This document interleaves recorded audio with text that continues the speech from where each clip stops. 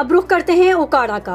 आलमी हफ्ता बराए रोड सेफ्टी के सिलसिला में जिला भर में अलामती आगाही वॉक्स का एहतमाम किया गया।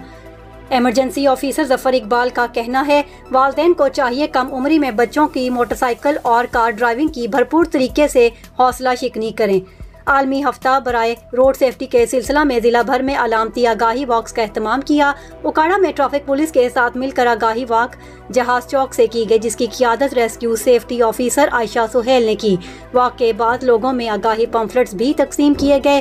रिनाला खुर्द में rescue safety officer Arif Iqbal की क़ियादत में national highway and motorway police और ट्रैफिक पुलिस के साथ मिलकर आगाही वॉक्स का एहतमाम किया और अवामुन्नास में आगाही पम्फलेट्स तकसीम किए गए, जबकि दीपालपुर में भी रेस्क्यूअर्स ने ट्रैफिक पुलिस के साथ मिलकर आगाही वॉक की और मोटरसाइकिल सवारों में आगाही पम्फलेट्स तकसीम किए। District emergency officer Zafar Iqbal ने इस हफ्ता के हवाले से अपने पैगाम में कहा कि इसका मकसद लोगों में रोड ट्रैफिक हादसात की रोकथाम के सिलसिला में आगाही फराहम करना है।